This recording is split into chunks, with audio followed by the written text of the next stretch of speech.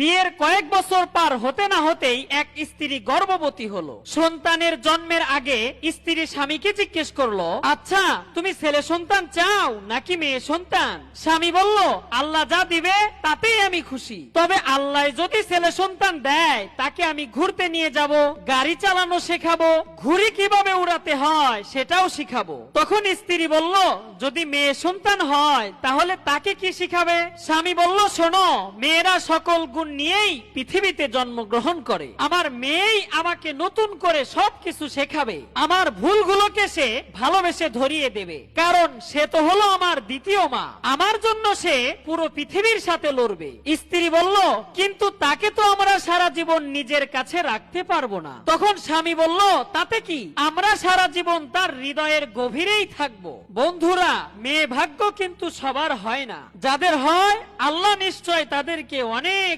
অনেক ভালোবাসেন।